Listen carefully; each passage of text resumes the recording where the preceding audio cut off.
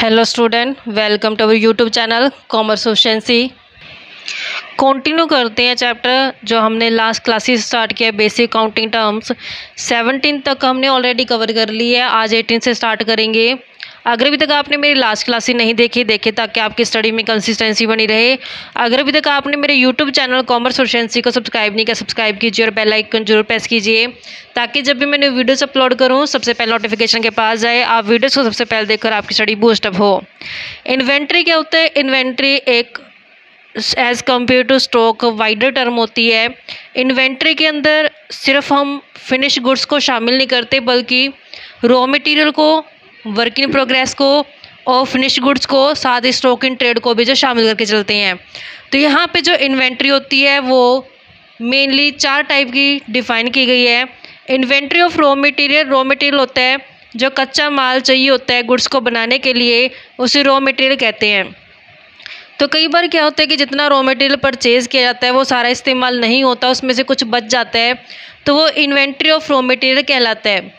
It include inventory of raw material purchase for using them in product manufacture but still lying unused. कहता है कि ये कच्चा माल खरीदा गया था प्रोडक्ट को मैन्युफैक्चर करने के लिए, लेकिन अभी तक ये यूज़ नहीं हुआ, उसे इन्वेंट्री ऑफ रॉ मटेरियल कहा जाता है। जैसे एग्जांपल के तौर पे कि जो वैल्यू है कॉटन की, अगर क्लॉथ मिल का एग्जांपल ले जाए, क्लॉथ मिल क्या होता है? जो कपड़ा बनाने वाली मिल होती है, कपड़ा बनाने के लिए कॉटन की ज़रूरत पड़ती है।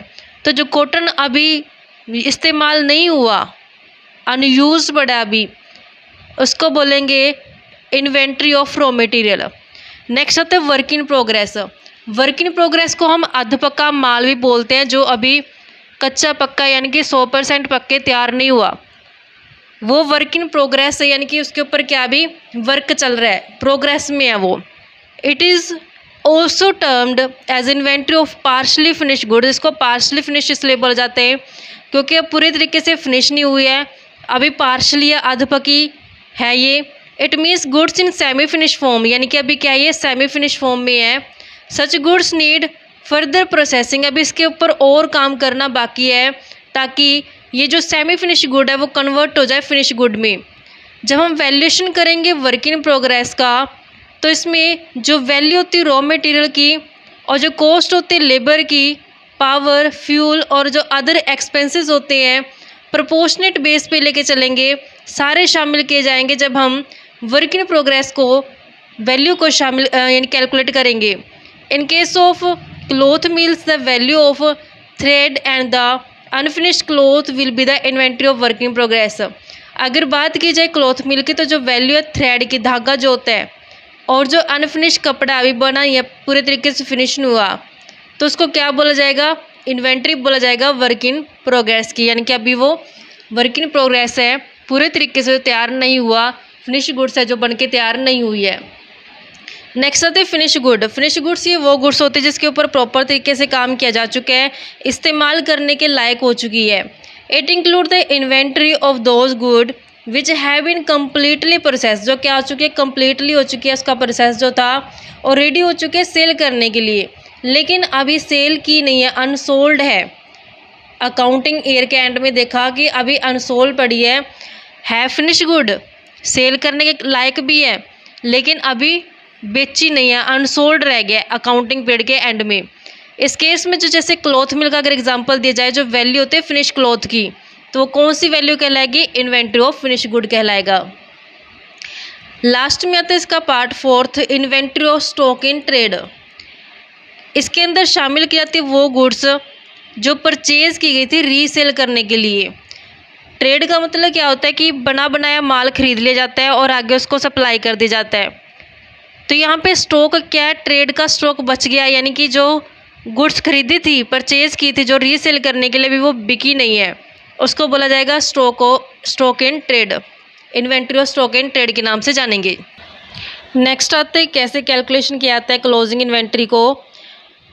To ascertain the value of the closing inventory को वैल्यू कैलकुलेट करने के लिए a complete list of all the item in the godowns together with their quantities is prepare. तो जितनी भी आइटम्स गोडाउन के अंदर पड़ी है उसकी क्वांटिटी समेत हमें प्रिपेयर करनी पड़ती है list, also the separate list should be prepare, एक अलग से लिस्ट तैयार करनी पड़ती है रॉ मटेरियल की, सेमी फिनिश गुड्स की और फिनिश गुड्स की, और जो स्टॉक इन ट्रेड है। Care should be taken that the flowing goods are not include in the list of inventory. तो यहाँ पे कुछ ऐसी ध्यान रखने वाली बातें हैं जिनको हम इन्वेंट्री के अंदर शामिल नहीं करेंगे, जैसे goods which have been sold but remain undeliver, जो गुड्स सेल कर दी गई लेकिन अभी डिलीवर नहीं की है, तो उसको शामिल नहीं करेंगे हम स्टॉक के अंदर, इन्वेंट्री के अंदर। नेक्स्ट आती है goods purchased and received but which have not been recorded in the purchase book, जो गुड्स परचेज की गई है और वो रिसीव भी हो चुकी है लेकिन अभी उसको रिकॉर्ड नहीं किया गया परचेज बुक के अंदर, तो ये दो आइटम्स इसको हम शामिल नहीं करेंगे जब लिस्ट तैयार करेंगे इन्वेंट्री की। Flowing goods should be include in the list of inventory, तो हमने क्या ध्यान रखनी है, किन चीज़ों को शामिल करना है इन्वेंट्री के अंदर।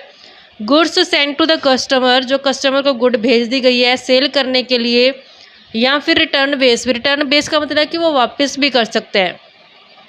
Next good send to the agent for sale, कहता है गुड सेल भेज दिए एजेंट को सेल करने के लिए, लेकिन अभी वो उसने सेल नहीं किया, अनसोल्ड है, तो इनको शामिल किया जाएगा इन्वेंट्री की लिस्ट में।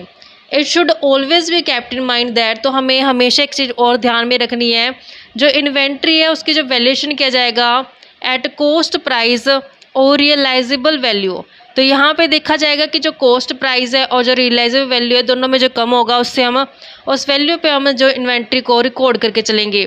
डिस्टिंक्शन बिटवीन स्टॉक इन्वेंट्री, अब स्टॉक और इन्वेंट्री अलग चीज़ें होती हैं। स्टॉक एक शॉर्ट मतलब नैरो फॉर्म में आ जाता है, इन्वेंट्री एक वाइडर फॉर्म में आ जाता है। स्टॉक में तो सिर्फ हम फिनिश गुड्स को शामिल करते हैं, जबकि इन्वेंट्री के अंदर तो हमने शामिल किया रॉ मटेरियल को भी, वर्क इन प्रोग्रेस को भी और फिनिश गुड्स को भी, स्टॉक इन ट्रेड को भी शामिल करके चले हैं। तो यहाँ पे डिफरेंस कहते हैं कि stock refers to the value of those goods which are purchased, कहते हैं कि स्टॉक के अंदर तो सिर्फ वही वैल्यू ऑफ गुड्स को शामिल किया जाता है जिनको परचेज किया गया था रीसेल करने के लिए, और जो भी अनसोल्ड है बेची नहीं गई है अकाउंटिंग पीरियड के एंड तक। जबकि इन्वेंट्री एक वाइड टर्म है जिसके अंदर स्टॉक को भी शामिल किया गया है। इन्वेंट्री के अंदर शामिल किया जाता है इन्वेंट्री रॉ मटेरियल की, इन्वेंट्री सेमी फिनिश गुड्स की, इन्वेंट्री फिनिश गुड्स की और इन्वेंट्री ऑफ स्टॉक को भी शामिल किया जाता है। तो स्टॉक एक नैरो फॉर्म है और इन्वेंट्री एक वाइडर फॉर्म है। ट्रेड रिसेबल का मतलब क्या होता है कि ये वो अमाउंट होती है जो रिसीव होनी होती है सेल ऑफ गुड्स से या फिर सर्विस को सेल करके। नॉर्मल कोर्स ऑफ बिजनेस के अंदर जो सेल किया जाता है गुड्स और सर्विसेज, तो वहाँ से जो पैसा रिसीव होना होता है उसको ट्रेड रिसेबल बोल जाते हैं।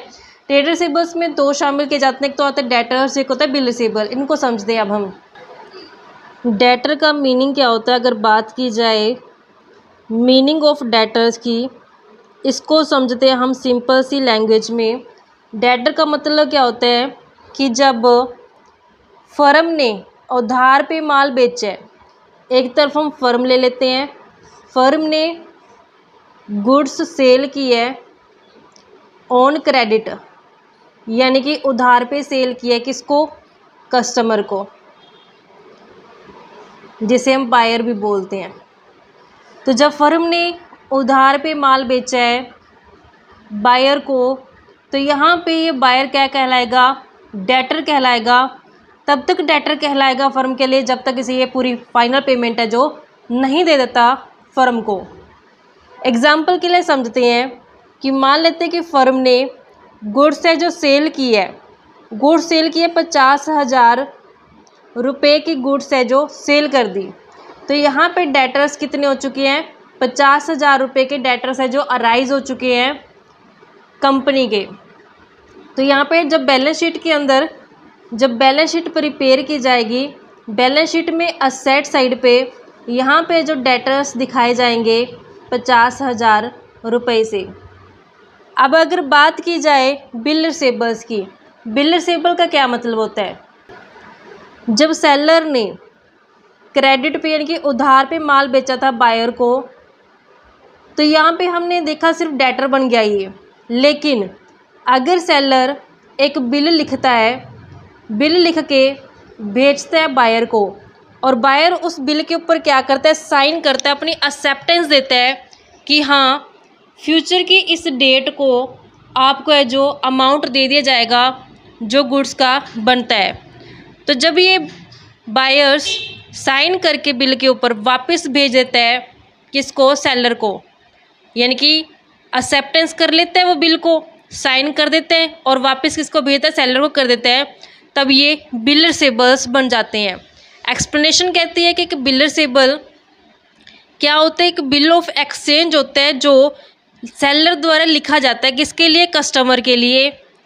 ये एक प्रूफ का काम करता है कि हाँ ये डेट है, मतलब कि डेटर्स को है जो शो करते, रिप्रेजेंट करता है। ये जब ड्रॉई यानी कि जो कस्टमर होता है एक्सेप्ट करता है बिल को और वापस भेज देता है वो सेलर को साइन करके, तो ये बिल रिसीवेबल है जो बन जाते हैं।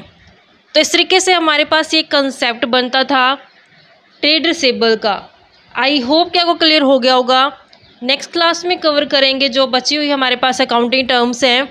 ऐसी रेगुलर क्लास देखने के लिए आप मेरे यूट्यूब चैनल कॉमर्स एफिशिएंसी को सब्सक्राइब, लाइक और शेयर करें, बेल आइकन जरूर प्रेस करें ताकि जब भी मैंने वीडियोस अपलोड करूँ सबसे पहले नोटिफिकेशन के पास जाए, आप वीडियोस को सबसे पहले देखो और आपकी स्टडी बूस्टअप हो।